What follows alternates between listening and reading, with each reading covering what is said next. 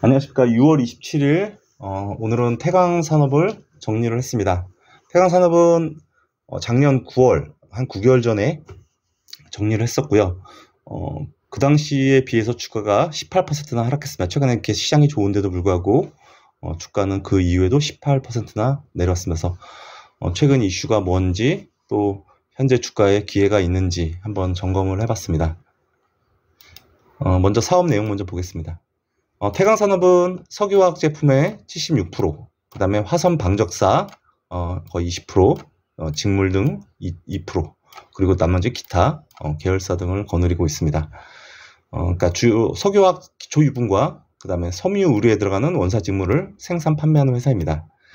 대표적인 제품이 PTA이고요. PTA는 폴리에스테르를 통해서 스판덱스를 만드는 그 원료를 만드는 회사고요. 만드는 거고요.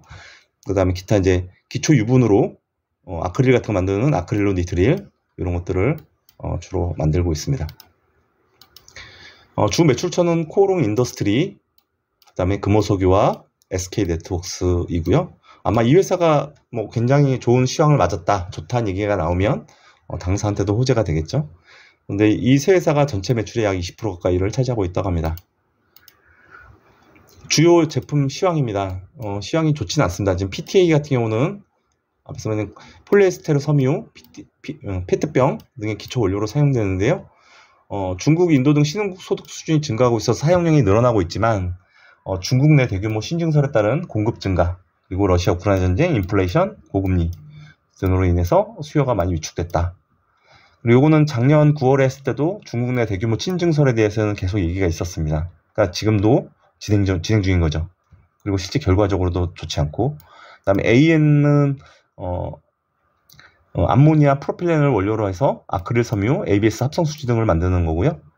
네, 이것도 비슷합니다. 중국의 신증설로 인한 공급 초과, 그다음 경기 불확실성으로 인한 수요 감소.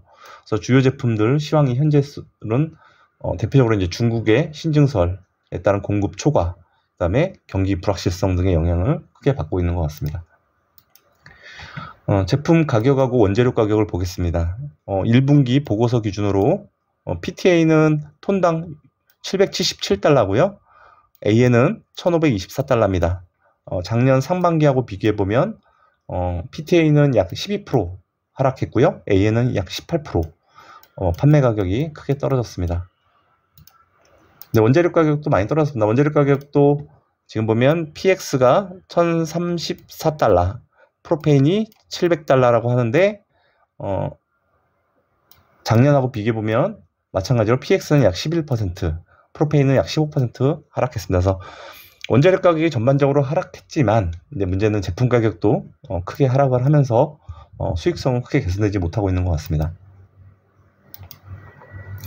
또 올 6월 16일 날 공시사항 보면 영업 정지가 있었습니다. 방적 사업이고요. 매출의 약 3.6%이기 때문에 크진 않지만 그래도 섬유업종이 방적 사업이면 주력 사업이잖아요. 아주 오래된 그러면 정지를 했다는 부분이 일단 충격적인 부분이고요. 또 단순하게 일시적인 영업 정지가 아니라 보니까 사업 중단으로 보입니다. 그래서 이제 앞으로 안 하겠다는 거죠. 그래서 충격을 받았는데 네, 뉴스를 보니까 또 그렇지도 않은 모양입니다. 일단 돈이 안 되는 실 만드는 방적은 접고 고부가 슈퍼 섬유에 올인하겠다, 변해야 산다, 이렇게 접근하니까 또 좋아 보이더라고요.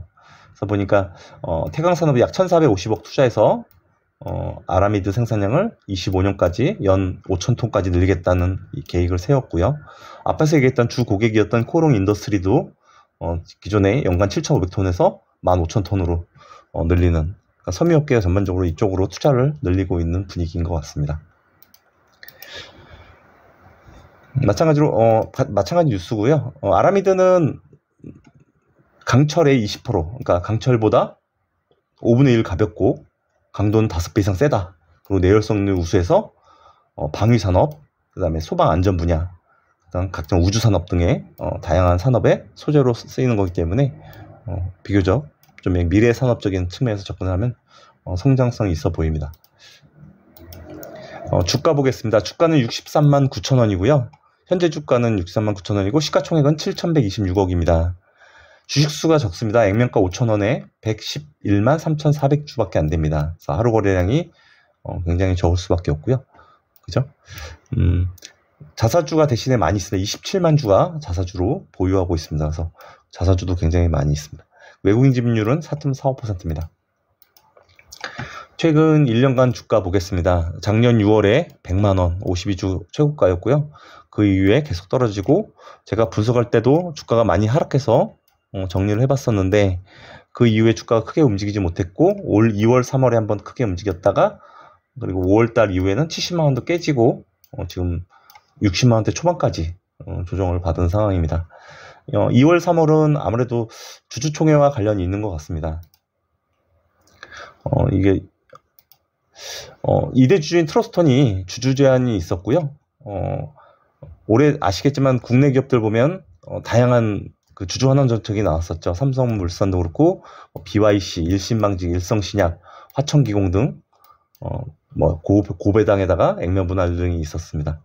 네, 트러스턴도 아마 태광산업한테 제안을 했던 것 같은데 첫 번째는 10분의 1 액면 분할, 현재 5,000원이니까 싸게 해서 주식수 줄이고 거래량 늘리자.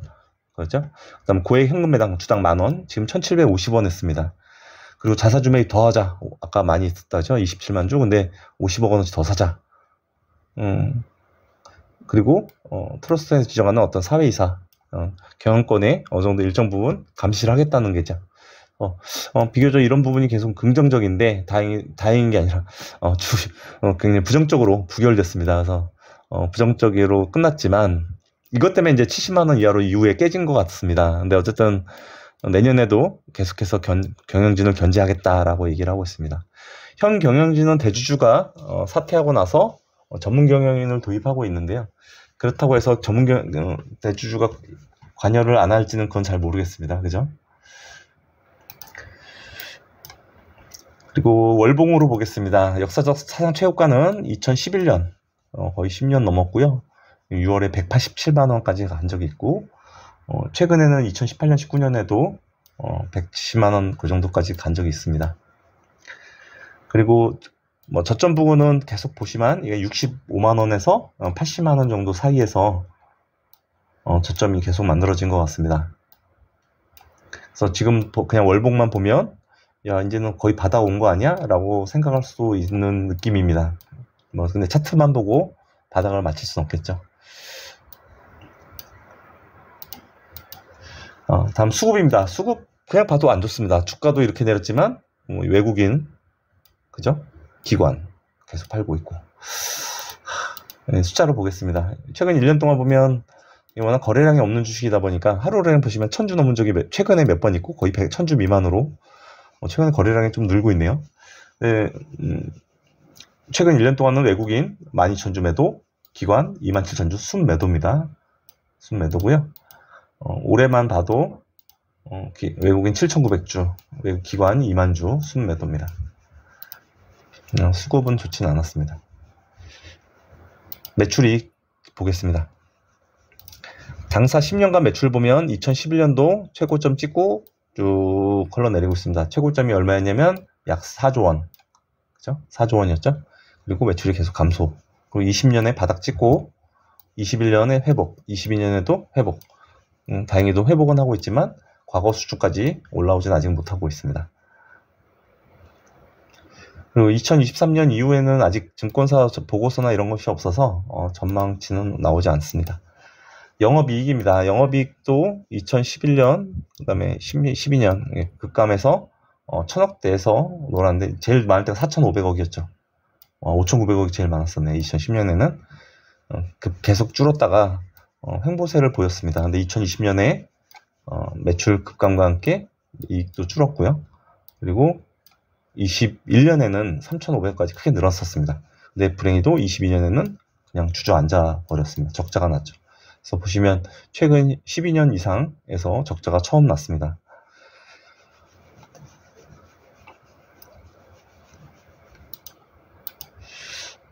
실적 전망입니다. 전망은 사실 숫자가 없기 때문에 전망은 없을 것 같고요. 단순히 PER로 보기 위해서 작년 거 봤는데요. 영업이익은 12년만 적자 전환됐는데 당기순이익은 큰 규모로 이익이 나 있습니다. 3,400억. 그래서 당기순이익으로만 접근하면 PER은 2배밖에 안 됩니다. 주요 원인을 보니까 일단 관계 기업들이 공동기업이 많습니다. 티시스, 나중에 보시겠지만 골프 회원권, 골프 관광 태광 관광 개발이었다고 하더라고요. 전 회사 이름이. 그다음에 우리홈쇼핑, 그다음에 SK 브로드밴드, 많이 알려진 흥국화재 등이 있습니다. 주요 사업 보고서 내용을 보니까 영업이익이 적자가 났는데 이 관계기업 및 공동기업에서 지분법 평가이익으로 당기순이익이 3천억이 난 걸로 나와 있습니다. 그러니까 갖고 있는 지분에서 갖고 있는 회사들이 이익이 많이 난 걸로 보입니다. 그래서 타법인 출자 기업 잠깐 보면, 그래서 우리 홈쇼핑을 봤는데 지분은 약 27.99% 갖고 있고요. 이 회사가 7,400억이 이익이 났습니다. 7,400억에 약 28%를 지분법 평가이익으로 잡았다는 얘기도 됩니다. 그리고 흥국화재는 39% 지분 갖고 있는데 약 1,475억 이익이 났으니까 이 회사도 마찬가지로 이익에 기여도가 있는 것 같습니다. 근데 우리홈쇼핑은 계열사는 아니고요. 우리홈쇼핑의 최대 주주는 롯데쇼핑입니다. 한 2011년 정도에 경영권 싸움이 있었는데 롯데쇼핑이 가장 걸로 알려져 있습니다.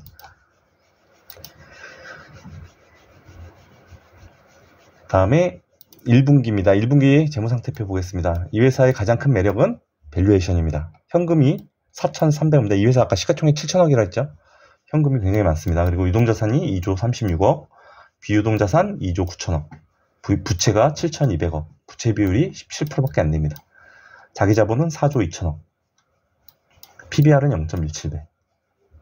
PBR을 이제 청산가치로 보시는 분들도 있는데, 저는 이제 기업 청산을 가정해서 현금은 100%, 그다음에 현금을 뺀 나머지 유동자산의 80%는 회수 가능하고, 비유동자산은 고정자산이니까 약 30%밖에 회수 못하고, 그걸 가정한 다음에 총 부채를 빼면 약 1조 8,500억이 나옵니다. 주당 가치로 계산하면 약 160만 원 정도.